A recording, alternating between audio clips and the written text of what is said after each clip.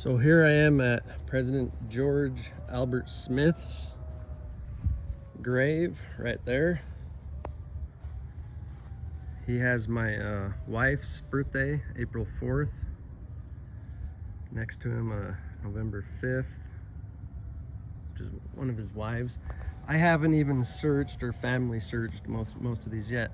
And it's a fun hobby. I learn a lot. I read stories about prophets and their wives and their children, and sometimes they'll have miracles that they share on Family Search. So his is the only grave that runs east of the hospital if you're drawing a line directly south from all the prophets' graves. His grave runs about 2 houses to the east of Holy Cross Hospital. So he doesn't run into the hospital if you're just going directly south. So in me looking and trying to say, because I was confident that there was a line through President Smith and another significant grave. So I was looking and I was saying, from his grave, what grave looks prominent? Obviously there's that tall one, but based on the angle, I knew that it likely would miss Holy Cross. And as you can see, most of these look pretty normal. So I in terms of this initial thought is all I'm saying. In terms of this initial thought, I basically was like, oh, most of them look pretty normal. Is there anything that stands out as if the Lord was trying to get my attention? And I know that sounds crazy and illogical to some people, but they just don't understand that the Lord prepares things. They don't understand that the Lord understands symbolism and that he can use gestures and things of that nature. So there's really nothing that stands out. The big one, but again, based on the angle, I knew that almost for surely missed Holy Cross. And if it didn't, it nicks it. So it just didn't capture my attention, excuse me. But then I saw one that has to be in the top 20 of rare graves. It's a big, big boulder. Look at that. So I kind of looked at the angle, because I know that Smith is about 2 houses down in length. And I was kind of like, that seems like it would almost for surely go in to Holy Cross, like almost the center. So anyways, I walked over there. It's the first grave that I walked over to. There's only one November 7th I found, and it's close to the Smiths. It's a baby that passed right over there by the trees. I think it's that one by the tree, that little one.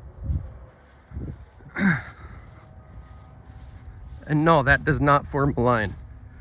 The angle's way too sharp. It goes way down. It doesn't go into Holy Cross. So here's the boulder. Based kind of upon my senses, I could tell that very, very rare stone would almost for surely form a line.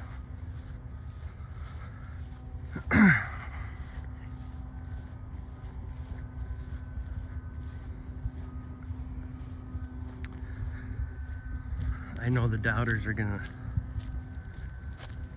doubt this, and that's fine. I don't care.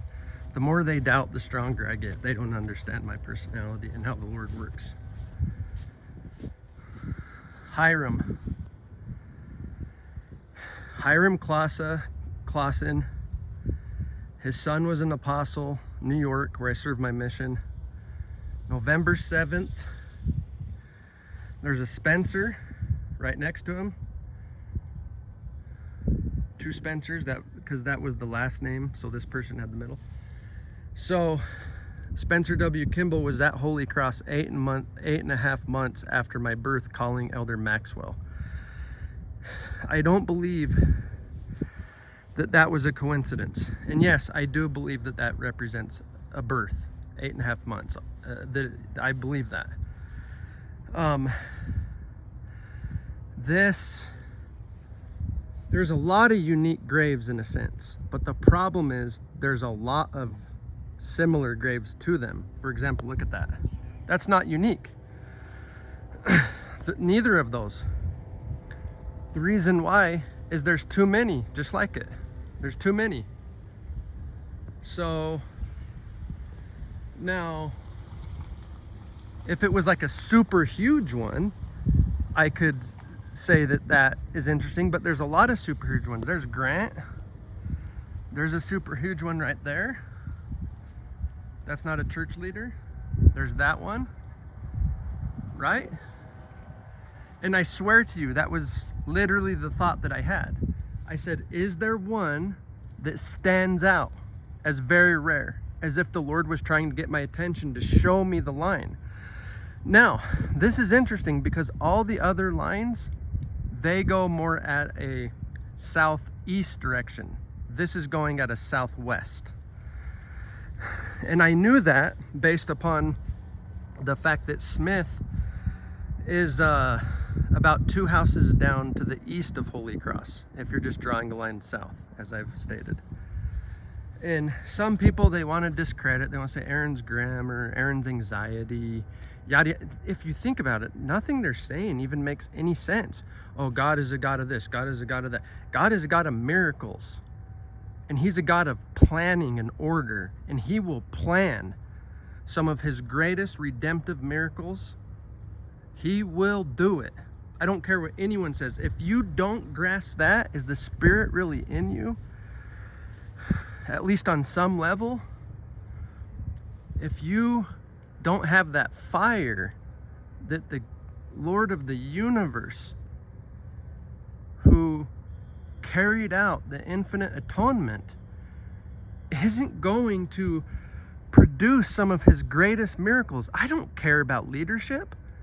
I care about that this means that the Lord loves me. I'm not some spoiled LDS member who was born into privilege. I was born into disadvantage, and I have serious health problems. And yet, in LDS culture, they love to criticize and they love to attack if you don't fit their criteria of what they think is how it should be. This is how we've been, and it's really weird. It is really weird. A culture that had plural marriage, a culture that was one of the most persecuted groups in the country, that Joseph was polyandry, which I believe was the Lord's will, to test the members in part. I don't claim to understand it all. What are these members thinking? A person having problems, a person being imperfect, discounts God having special plans for that person? This is not my faith. This is not intelligent. This does not comport with the Holy Ghost, with light, with the attributes of Christ, with the fruits of the Spirit, with the plan of salvation, with our Father's redemption, with none of it. With none of it. And I'm not really mad at these guys. They just strengthen me. They think they're not strengthening me. They're strengthening me. And it's meant to be. They don't understand that. So there is one thing I can say. This line is far stronger than I'm allowed to share. Far stronger. I will not share the detail. I will not. But it's not small. It's not stretching. These are not coincidences. I have a foreordination. This is the work of the Lord. I sustain and support the prophets and apostles. There's nothing I feel stronger about than that. Forget my calling. I'm loyal to them, and I love them. Sincerely and literally. I look up to them. They're far better than I am. I am nothing compared to these men. Nothing. In almost every single point, and it's not even close. It's not even close. But I'm telling you right now, these divine lines into Holy Cross, the 1037 on President McKay's house, directly across the street from the front doors, is November 7th. The letter that President McKay wrote, dated November 7th, to Holy Cross, to Dwayne Hunt. That's not coincidence. I'm telling you, these are not coincidences. It's not up to anybody to choose how Heavenly Father decides to speak to me and how He planned my life. I'm not saying that agency's not at play, but I did something in the premortal that dictated a very specific plan for me that was very close to the church and that would have a very specific trials and tests.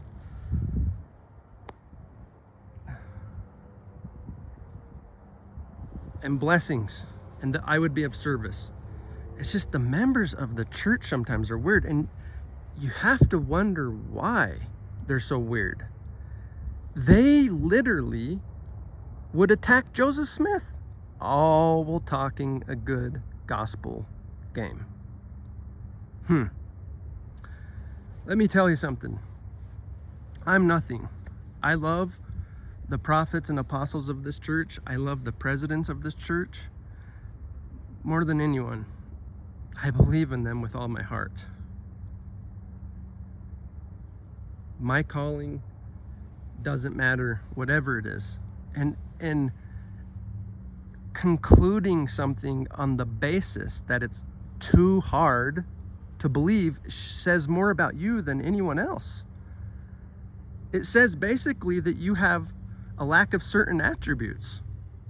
That's not a strong mind. That's not objective. That's not a righteous conclusion. You don't conclude things on that basis alone. I'm not saying you can't be highly skeptical or that you should be gullible, but the power of your faith should drive your intelligence, and your intelligence should check your faith. But never should you allow the power of unbelief to contribute to you making these types of conclusions. I'm just sharing something with maybe 30 people. Who cares? It's not up to them to decide who I share it with. That is between me and the Lord. I know with the Shane guy that I was supposed to share it. Maybe the Lord is trying to stir up a little controversy. Maybe that's how the Lord brings some attention to it. I don't know. Now, in their myopic minds, without being sincere and humble and giving it some thought and saying, you know, maybe this, maybe that, maybe this, they automatically rush to judgment and conclusions. They think, what are his motives? Why is he doing this? They don't even know me. They say, oh, he's not like us. Who cares? What is your point? This, I'm telling you, is disturbing about LDS culture. We live, a lot of us, to an extent, really do live in a bubble. Now, I do believe that that's overplayed, and I defend the members against that claim, but we really do often kind of act like cultists, like robots. The narratives that are passed down without exercising the power of our agency and our intelligence. Is not the glory of God intelligence? Does not that comport with eternal progress itself and how God came to the position that He is in and the plan of salvation and what we are trying to do? So I use my head on everything. I'm highly skeptical, but I never rule out possibilities unless the evidence is overwhelming. And simply saying, oh, he has health problems, he has anxiety, his grammar. No. That is not a basis for anything. Maybe that's part of the plan to prepare me. And maybe there's a few people that the Lord wants to see some of my health problems, my anxieties and things of that nature, because maybe He wants this to be special to them for when I'm healed, you know? So again, this line is a literally perfect line. If this guy was 20 feet over there, it doesn't go into Holy Cross. As a matter of fact, like maybe even 15. Yeah, right there. 2 rows over. And if he was, let's see, if he was even right here. About. I don't want to be precise here, but about. It wouldn't go into Holy Cross. So the thing is, here's another thing too, is when Harry, or what's his name, Truman O. Angel left, Hiram Clausen became basically, he took Truman O. Angel's spot for a while. So he was in charge of the temple, which is why I think that's granite from Little Cottonwood. So this symbolically just increased even more, because this was not just, and I'm not saying that the smallest among us don't matter, because I am the smallest among us. I'm just saying in terms of how the world sees things and positions in the church, that this was a very significant individual. This stone is not coincidence. The rarity of it is not a coincidence. I served my mission in New York. Maybe that part's a coincidence. I've been to Utica. I've lived by there. The November 7th is not a coincidence. The Lord is pointing into Holy Cross. There's no doubt in my mind.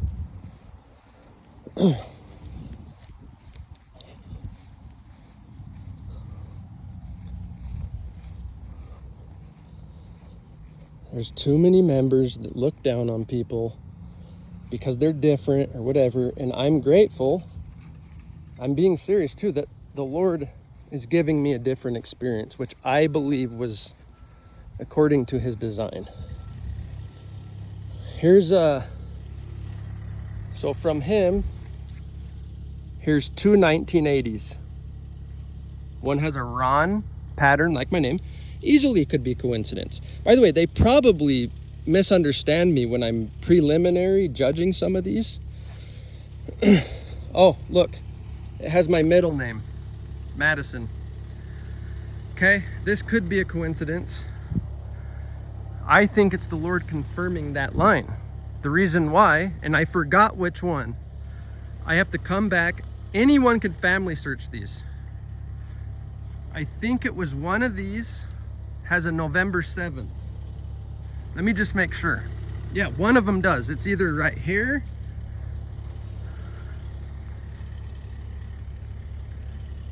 There's another 1980.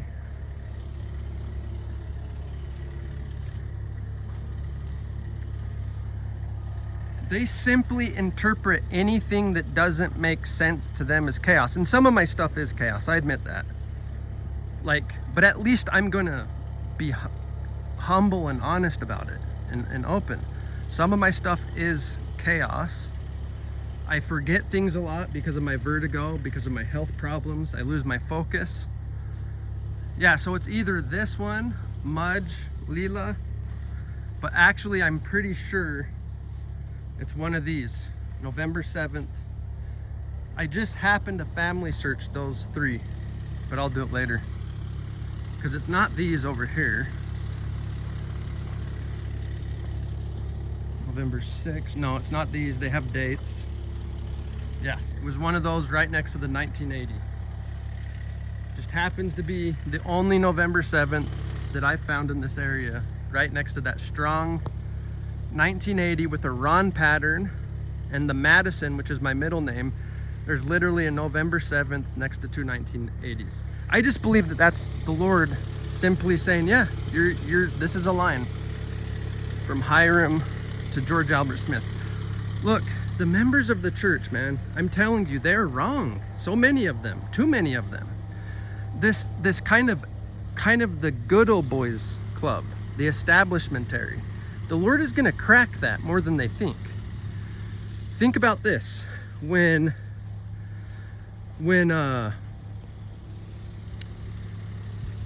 Joseph passed, did any of his sons remain in the church? Now this analogy is not perfect. No, they did not. So why does the Lord seem to have a pattern of prying away the leadership of the church from people who have a certain mindset about lineage, about family?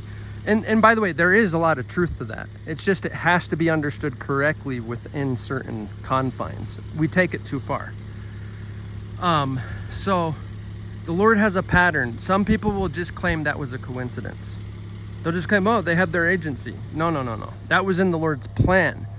The Lord could have found a way to make sure that Joseph, the prophet of the restoration, I don't even think members really truly most of them have a very brilliant view on our faith.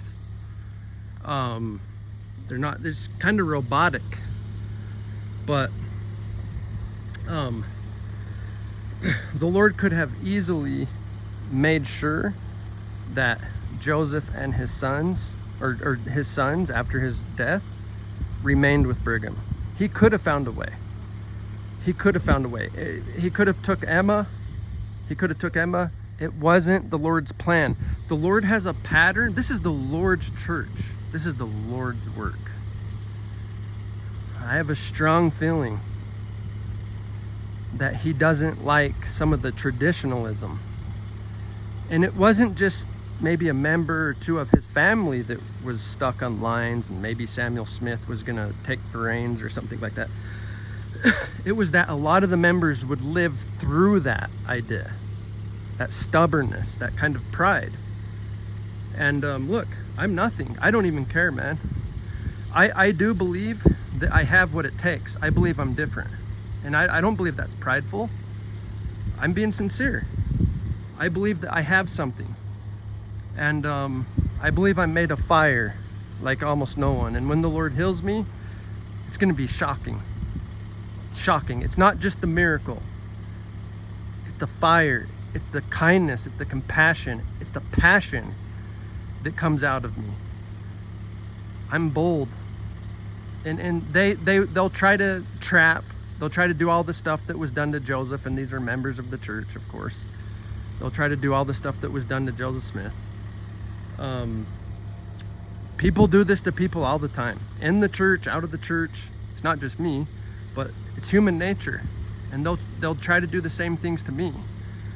But the fact is, a lot of the stuff Joseph did not make logical sense. Polyandry? Look, these are the same weak-kneed members of the church who are basing things on the wrong things and on some occasional feeling of the Spirit that they have once in a blue moon. These aren't people that are really receiving absolute miracles. That's the real reason that they're going to have a hard time not believing me. But I'm going to tell you something. There are good men in this church. Apostles. I believe if the apostles looked at my videos and they talked to my church leaders and they got the correct data, the good and the bad, I believe that they'll believe the general gist of this. They might not say, well, I don't know exactly what his destiny is, but this doesn't seem to portend, I feel sorry for you, boy. This portends you are marked for great miracles. And the fact that a lot of the members would think that you shouldn't revel in the Lord preparing a feast for you in the presence of your enemies, that you shouldn't draw strength. I don't even comprehend these people, like literally. They must have easy lives. I don't know. I don't, you know, it's not black and white, so I'm oversimplifying it, but I don't even know. It has to be that. Their senses have been desensitized over a long period of time by a lot of ease, and they think they've had more trials than they've had. They really do. Brigham Young seemed to think different in general, or at least to a large extent, about the future of the members and the materialism and the wealth. So I have no idea what's wrong. You would think, yeah, it's baffling to me. They have it wrong, too many of them. Was Joseph a stake president? Was Joseph a bishop? How old was Joseph? Did Joseph have the best speaking ability? I don't think it was better than Sidney Rignan's in general, in terms of big words, in terms of kind of certain things, who was also a preacher, Sidney. He wasn't as educated as Oliver with English grammar, who was the scribe a lot of the time, and who was his closest confidant for quite some time. He wasn't well connected. He didn't live in Rochester or New York City and knew governors in the early stages of his calling. That's usually not how the Lord works. Now, that's much more how it is in the church today. It's to be expected. The Lord can't just constantly do shocking things. He's got to have some stability. But that doesn't mean that on the right time, the Lord's not going to do more shocking things, whether it's me or anyone else. It just bothers me that they would essentially persecute. And that's what it is. You want to know why? Because Joseph Smith himself called these very type of things persecution. Swine. People who are supposed to have faith, who are supposed to believe. People who think it's their job to dictate to you everything, how God will speak to you in your life. People who, in the very same breath of telling you that you're wrong, and they have literally no evidence of it, are proving that they're wrong on several points. This is called darkness. This is called a lack of faith. And they want to point to order. Oh, order. You want to know how many people have fairly good to great order in their lives and stability? Most. Maybe not in terms of they're perfectly sinless, but they're working. They have homes, they pay bills, they have kids, they have grandkids. Okay, big deal. It's a wonderful thing. Do the best you can, each person. That's what I say. But be careful how you judge other people. I'm very careful how I judge other people. I'm very kind and I'm very generous. And you can't say, oh, anxiety disorder, chaos. His thoughts are often very discombobulated. Yeah, I have a severe memory problem. I'm dizzy. And I have severe eye problems. You would think if they're smart, by the way, they would take that into account. These are great people. Look, they might be, some of them. It just all depends. And no one's perfect. But they need to kind of look at themselves, you know? Again, that is a divine line. Why is that November 7th? There's only a few around here. And there's one over there that I had to family search next to the 1980 and the Madison. Bryson. Why is the only November 7th exactly where it needs to be? Exactly. On the most distinct grave, literally. That's not distinct. Look at that. That's not distinct. No way. There's too many like that. You just look everywhere. There's too many. There's just too many. The November 7th is on. Why? Because that is the Lord's hand. The Lord put that there. The Lord controls life and death. The Lord knows all the foreordinations. Our Heavenly Father needs people in this church that understand disorders, that understand people that suffer. It's clear some of the people, not all, but some of the people I've talked to the last week, they don't understand. They'll try in order simply to discredit my argument and kill the momentum. They'll try to claim otherwise. And even if they do, they greatly don't. Even if they do to an extent, they greatly don't. And they've proven that to me. They'll say, oh, but I know troubles. I've been here. Just because you've been through some hard things, jail or whatever, that doesn't mean you've truly suffered like some people have suffered, man. You know, and not everyone learns the same. There are people that have suffered that become worse, and there are people that have suffered that become better. So look, I love the brethren. I'd literally do anything they tell me to do. Anything. I'm nothing. There's no words. But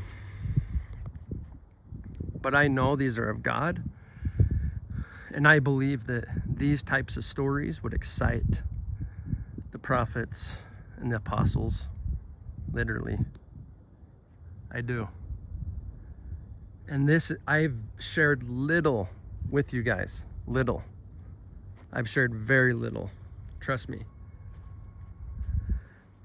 Hinckley forms a line with Woodruff that goes through a third of the hospital, and then McKay forms a line with Woodruff as well. So Woodruff is the only prophet that has two different lines going through him. Both go through the hospital. I don't care who you are. You're a fool if you think that this is all coincidence. You're literally a fool. Literally. And the more that people try to tell me there are no such things as visions and revelations in these days, for such things have ended with the apostles. Do it my way.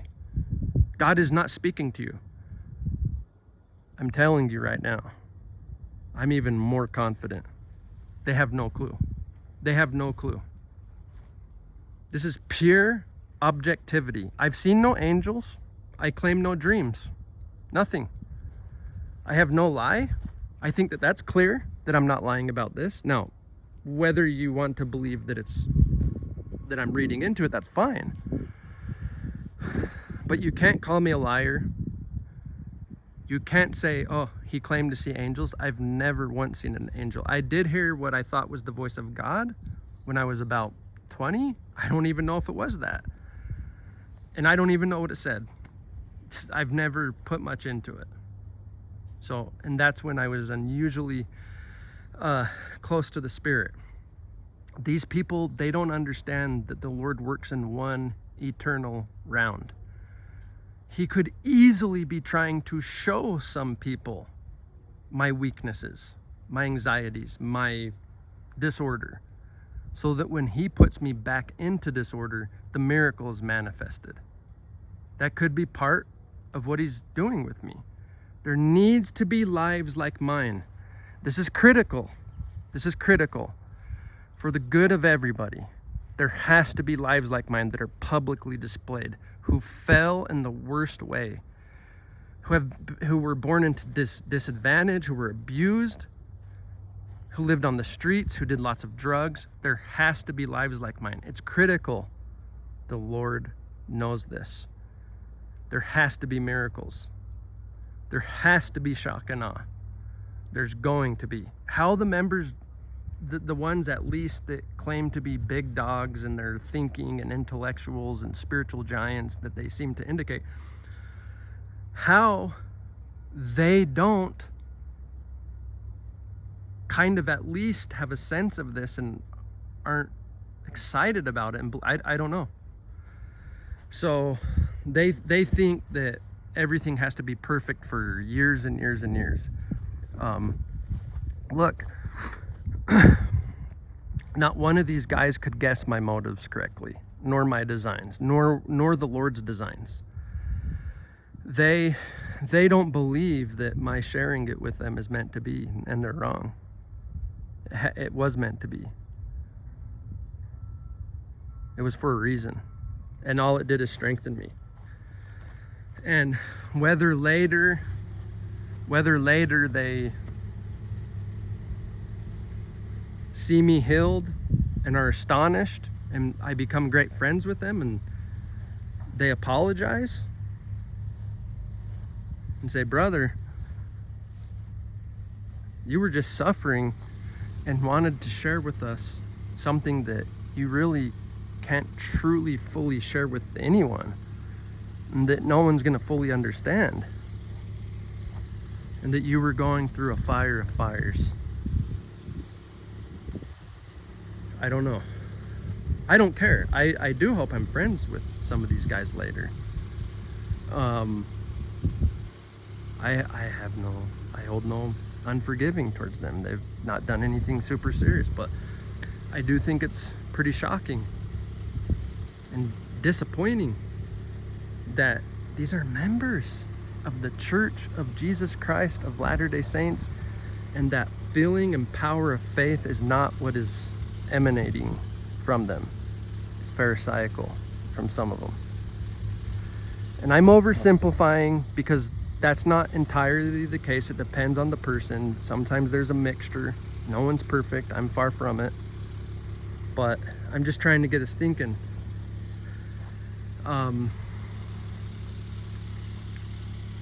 Your unbelief is not a basis on whether an angel appeared to Joseph Smith or not, and whether he translated the plates, at times through a stone, at times through the Urim and Thummim, and at times through just pure revelation. Your logic does not count when the Lord is up to something stunning and unusual that he's planned for a very long time. Forget your logic.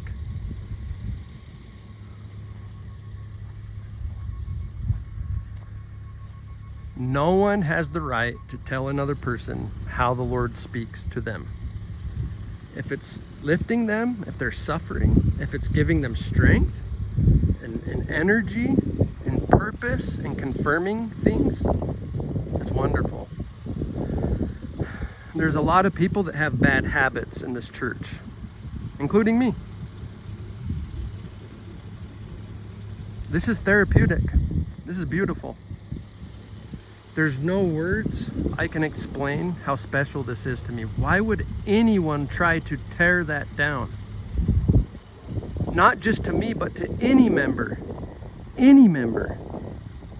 No, that is wrong.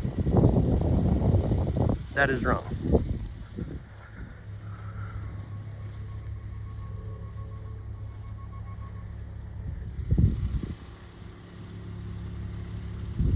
So again, I know that that line right there with Hiram, who was second in command over the temple project, Salt Lake Temple, and when Truman was gone for a while, he was in command.